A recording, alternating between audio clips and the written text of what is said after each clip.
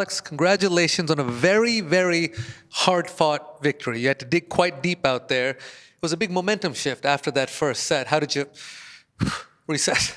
Yeah, I mean, I didn't feel like I really started in that first set, right? I got behind the eight ball extremely quick, didn't feel comfortable out there, and kind of I just told myself to throw the kitchen sink, right? Everything I had, all this sort of energy, just try to find a way, dig really, really deep. And all of a sudden, the second set, things started to make a little bit more sense. I started to find good areas of the court and start to feel a little bit more comfortable out there. And yeah, that third set, there was plenty of chances both ways and could have gone either way. And I'm glad that I managed to dig that one out, because there's been a couple tough ones that haven't gone my way. So I'm glad that I managed to get momentum back on my side.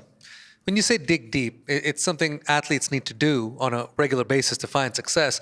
You do it so unbelievably well. Is that for you kind of embracing the suffering a bit more, going for a bit more, a few more balls in play? What does it look like mid-match? I think for me, it's a little bit of a combination of everything. I feel like the last couple of weeks, or I haven't brought out kind of that, maybe that intensity and passion and being as vocal as that I could have been or I have been in the past. So one of the big things for me was to try and bring that passion, bring that energy, kind of be vocal about it, bring as much positivity as I can. And that's definitely gonna always help you get closer to where you want to be. And you know, when moments get tough, easier said than done, you got to remind yourself of that. And sometimes matches like these help out a lot, because it shows you the way. It shows you that you know, good thing happens if you keep fighting and keep digging. And today was one of those days. We've seen you win some tremendous matches over the last several years. You've been such a consistent performer. But you know, they talk about everyone can win when they're playing well. You know, these days like this, where you know you're really in it. You had a lot of breakpoint opportunities, didn't convert as much as you would have liked. Do these give you more satisfaction internally?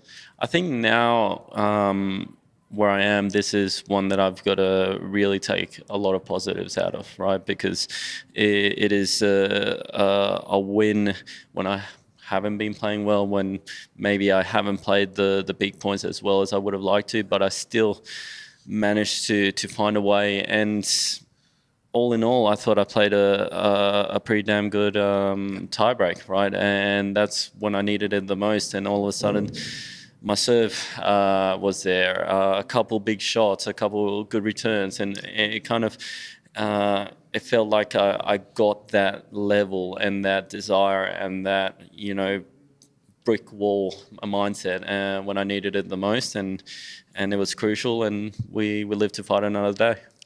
For everyone who is not aware, this young man did get recently married to Katie Boulter on the WTA Tour.